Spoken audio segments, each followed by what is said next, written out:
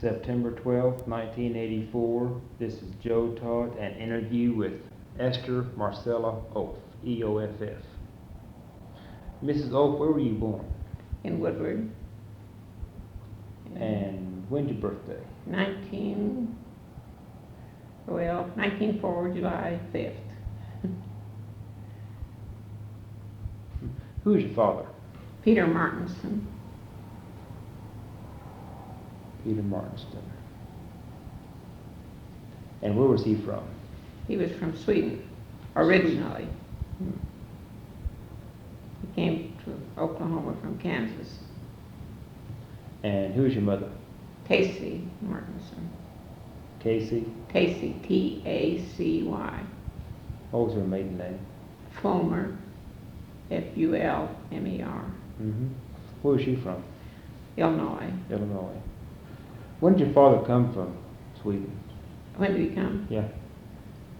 Let me see. He was born in 1860 and he came over when he was 19, so it'd be 1879. You ever talk about the trip coming over and? Not too much.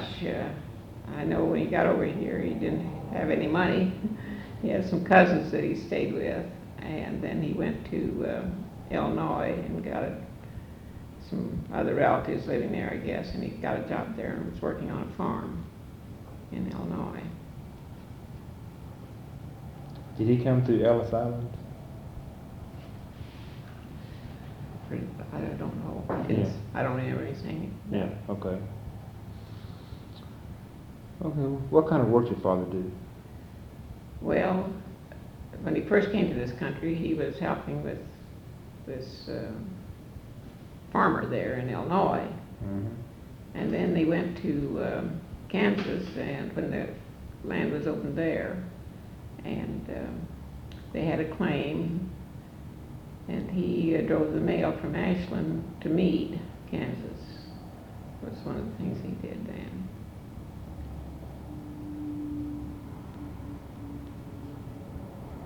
And when did he come to Oklahoma? Well, he came when this. Now I don't know. She was asking me that a while ago. I'm just a little confused on the date that he came here. He made the run down to Kingfisher when that area was opened. I don't remember when that was. That was 89. 89. And he didn't keep that. He didn't like that place, so he went back to Kansas. And so it must have been in 93 then when he came down here. Okay.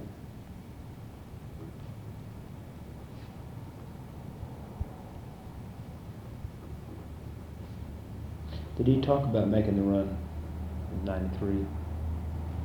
Not particular. He wasn't much to talk. My mother didn't have too much to say, but they came down here and they staked out a claim east of Mutual. And my mother lived down there with my brother and sister.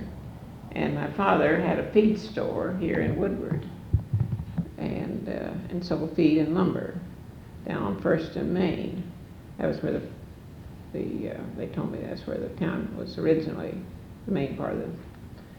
Then they moved up to where he put a store up on between 8th and 9th. And it was he and another man, Mr. Brockhouse, built a two-story brick building up there. And they had on one side was a saddle shop and handled secondhand furniture and one thing and another. My father had a general merchandise store, groceries and dry goods. And above this building was the old opera house that they said they had all the entertainments in that day, from churches to dances and court, and everything else was held in this courthouse. School, they had the school come, the first graduating class from high school graduated from the opera house. They called it the opera house. And that was up over my father's store. What are your earliest memories of Woodward?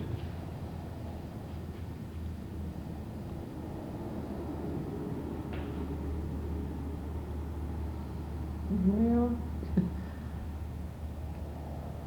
I remember we lived over on 6th in Santa Fe, and one of the things I remember particularly, I must have been about 4 or 5, just walking to town, and we would go up to my father's store, you know, on Saturday evenings especially. That was a big time in Woodward in those days. Well, Saturday nights was the time everybody went to town.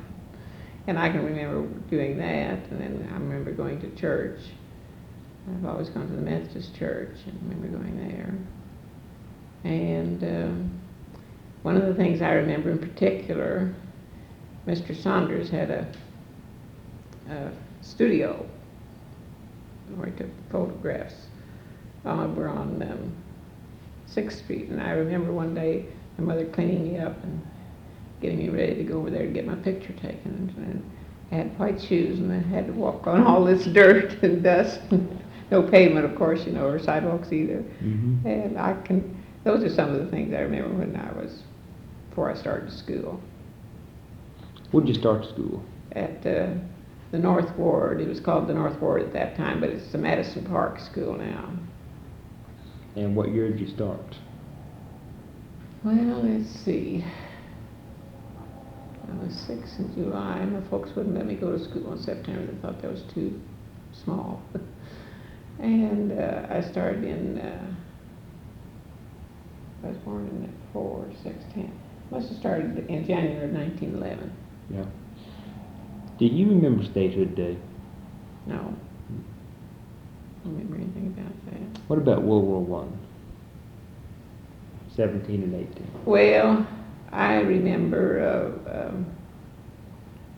I don't know, remember just exactly the place we went to, but I learned to knit, and it's when everybody, you know, people would knit, and so the women were knitting sweaters, and I remember knitting washcloths for that, and then I remember buying saving bonds. They sell these 25-cent savings stamps, you know, and I didn't have any relatives that I can really remember. And I mean, my brother was married, and he wasn't in it, and my brother-in-law neither, and I don't remember having any relatives in there. Mm-hmm.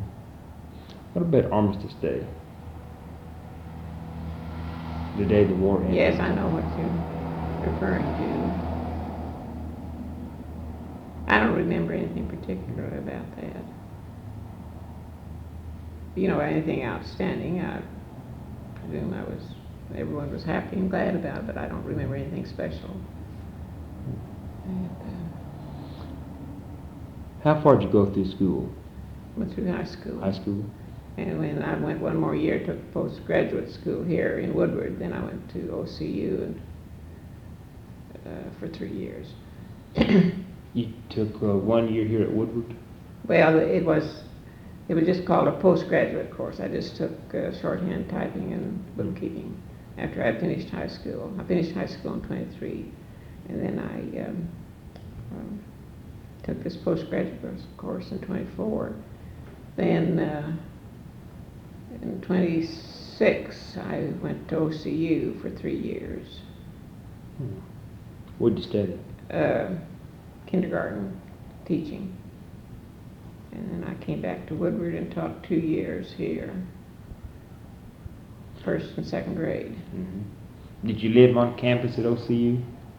No, didn't have any dormitories there at that time. I lived, the first year I stayed with a family that had lived here in Woodward that my parents knew. I stayed there with them.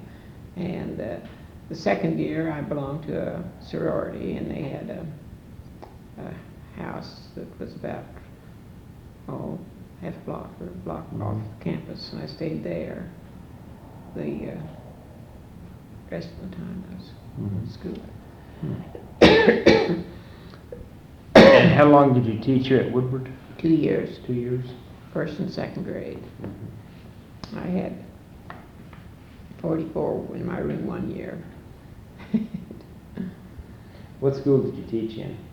It's the Westwood now. It was called the West Ward at that time. It was just a 2-room school. they had the first and second grade in one room and the third and fourth grade in the other room. And it sat in the center of the block. There was a block there. It was school property. And the school was in the center of it. And, After you taught 2 years, what did you do? got married. Got married. What's your husband's name? Oaf, Ralph Oaf. Ralph Oaf. Mm-hmm. And you got married in what year? 1930. Just in time for Depression. Right. How did the Depression affect you and your family? Well, I had always been used to having everything that reasonable, you know, that I wanted, and I know that I was just had one dress to go out, you know, for special occasion, go to church or go to clubs or go anywhere that you wanted to, and then and that was kind of different to me because I'd always had every, you know, well, not everything, but you know what some average people do. And I know that my husband had pretty hard. He was in the insurance and real estate business. Then my father still had the store, so then he started working there, and my father made him manager of the dry goods department. And we managed to get along, but as I say, we had a little. When we were been married about 6 months, we made a trip. My father had some business that he wanted my husband to look after down in Texas. And we went down there, and we had quite a lot of our clothes with us. And we had a hotel room in Fort Worth. And we went over to Dallas to see Ralph's sister. And somewhere, either at the hotel at Fort Worth or at her place, they stole all of our luggage, except one little bag that we had taken up to the room when we made our reservations. And the other things were in there, and so we came home without practically anything. He had a couple or three suits in there in his luggage, and I had my winter coat and my good clothes, you know how you take when you're going away. That was kind of a blow to us. Yeah. But we survived, and I don't know, I can't remember. I know it was, we just didn't have everything we wanted to, couldn't do everything we wanted to do, but we weren't too unhappy. We weren't ever unhappy particular, but we just didn't have the things that you'd like to have. Right. What about the dust storms? Well, those were terrible days.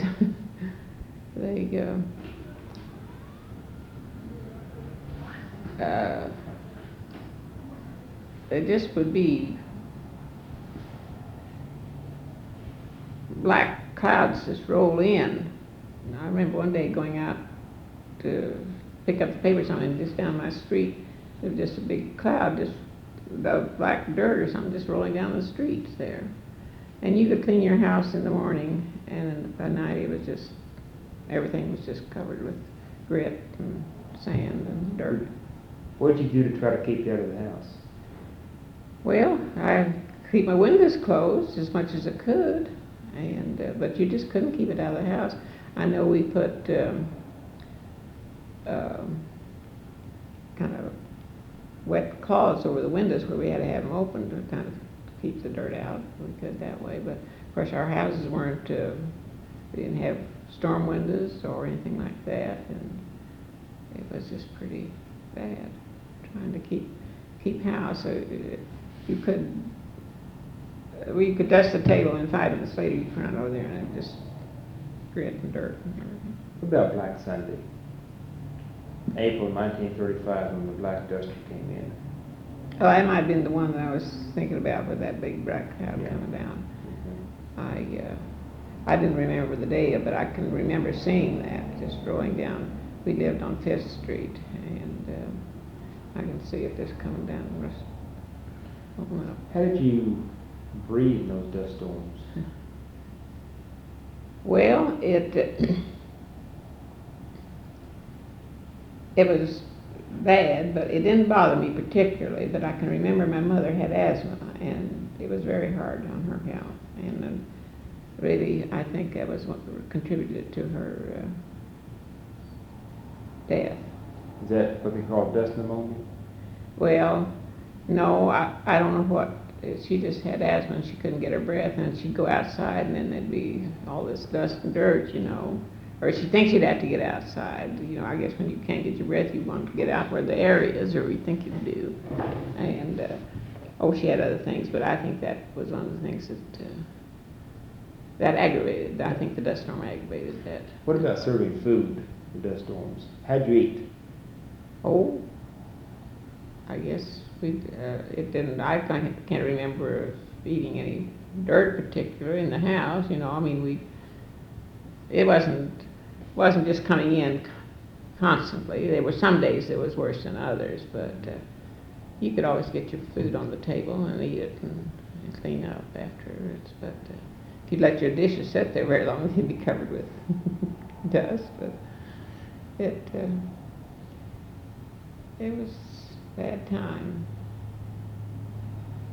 You couldn't, at those days we didn't have washers I didn't have a washer for a while, but we didn't have dryers. We had to hang our clothes out, and you'd have to wait till a day to find when you could get your clothes out to get them dry. And how long do those dust storms last?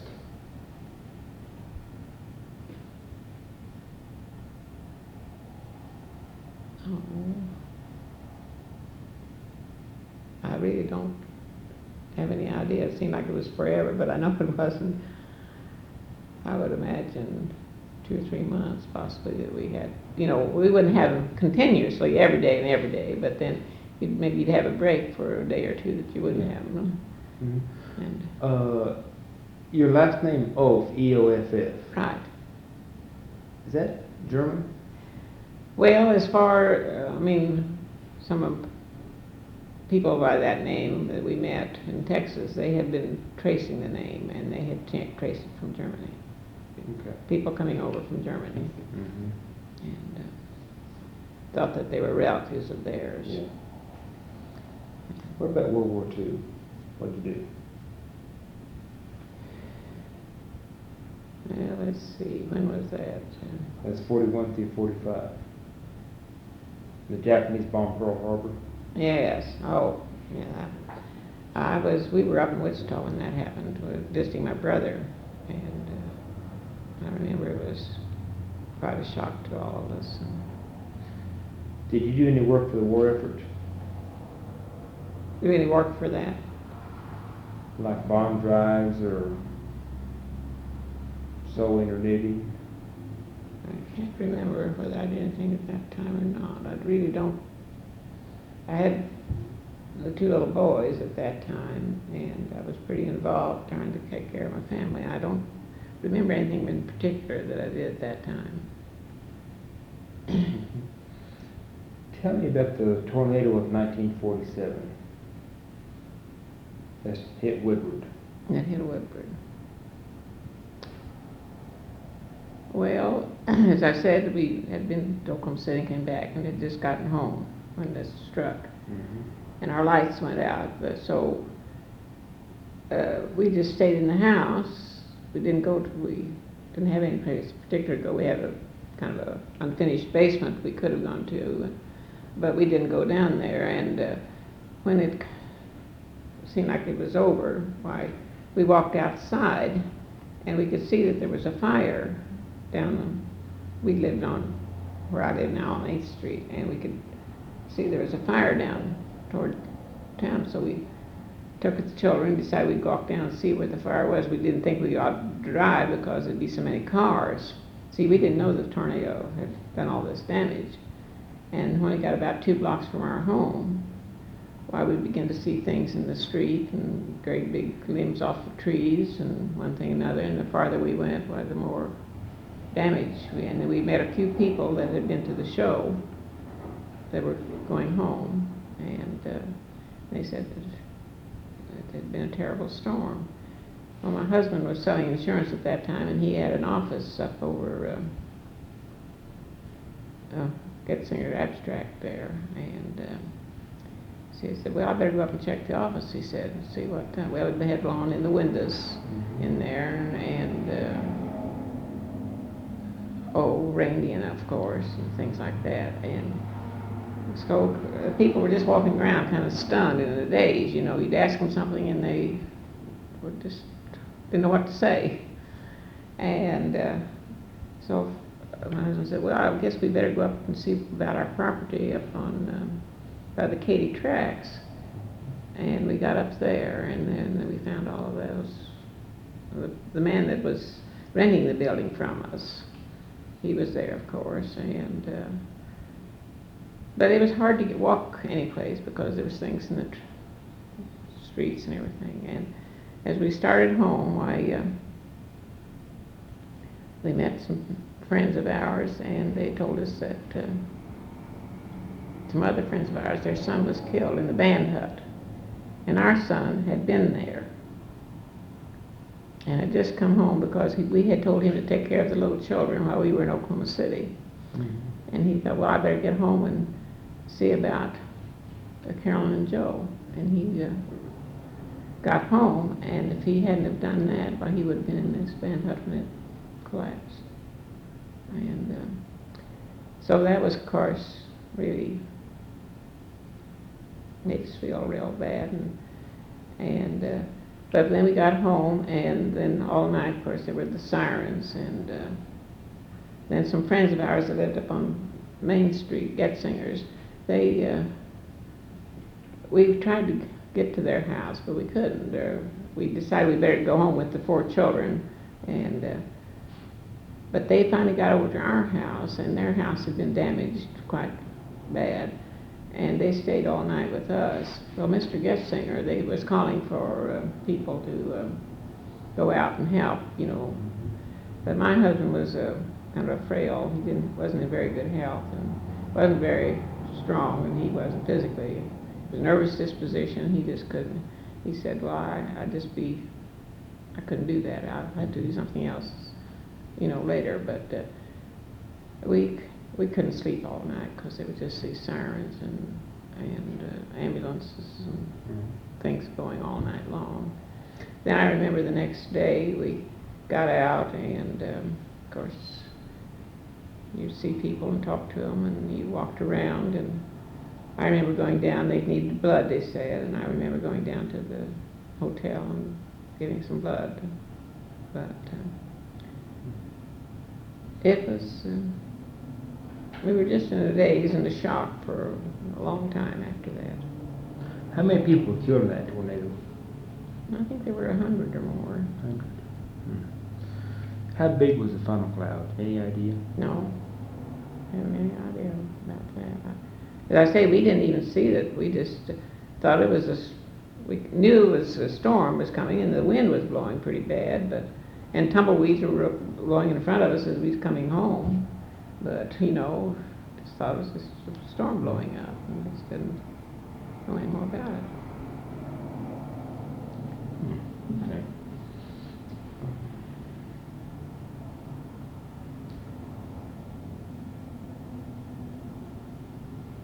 In the 1950s, what were you doing?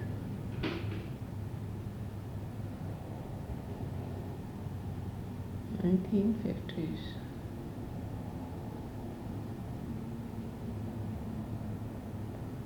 Well, I think that we were just, our families, I think it seems to me like some of them were about ready to graduate from high school. And we were just, my husband was in the insurance business, and we're just nothing particular that I can remember. Now, let's see, when was that war that they went to Korea? Korea, that was 50, 51, and 52. Yes. Well, our son our oldest son was in that. And I was thinking it was around that time. He was going to school at OMA and taking his senior year there, and he signed up with the National Guard, and they were activated, and so he had to go into the service. He was just 21, I guess, well, like 20, I think, but he had signed up with the Guard, and so he was sent to Korea with them, and that was kind of, times were bad because, you know, we were worried about him being there, and we wouldn't hear from him too often, and just wasn't the best time in our life. And I can remember how happy we were when we went down to Fort Sill when he was let out of there and let out of the discharge. And we went down to get him. I don't remember anything else. That seems like that was the most important things in our life at that particular time. Mm-hmm. Well, anything else you want to talk about? Early businesses in Woodward. What? Early businesses, you know, drugstores, mercantile shops. Oh, well, I was telling somebody just recently, we were over at Brahms here eating ice cream, and I said, well, I can remember we used to go to the drugstore on Saturdays, and we had a nickel to spend, and we'd have a hard time deciding what to spend it for. And we'd get an ice cream cone, generally. That was about what we could get an ice cream cone or a cold drink, a soda of some kind. And once in a while, my father would give me a dime, and so I would always go over to, well, there was Davis Drugstore and the Viat Drugstore, and I would go over there and get an ice cream soda, and that was quite a treat. And I can remember on Saturday nights, as I was telling you there, we would go to town every Saturday night, and the clerks that worked in my father's store, they had children, they would come down, and how we played on the streets and ran up and down the streets and had big time. And there were my father's, after this first store I told you about, he, I don't know whether he sold that building or what, but then he moved up in the middle of the block where the old Tasco store is now. Mm-hmm. And that was where his store was. And Gerlach Hopkins was on the, across the street, and those seemed to be the two main general stores in town. Any outlaws around here in the early days? There were, but I'm not familiar enough with them to tell you. I mean, I've heard my mother talk about it, but I just wouldn't try to talk about it because I don't know enough about it to. I can remember her talking about a lot of drunks being on the street and a lot of saloons when she first came to this town, and how one evening she was sitting in the front room and some man come walking through the house, and she didn't even know who he was. He was, you know, a drunk and just staggering through, and she got him out of the house. And there's things like that, you know, where I was just a little girl. I don't remember anything about that. Okay, well, I think we have a good interview. Well, I don't feel like I've told you anything particular of interest. Every little bit helps. As I told Sarah when she called me Monday, I said, well, I just don't know of anything that hasn't been told, and so forth. But anyway, I told her I would come out and do the best I could. Okay, I appreciate it. All right.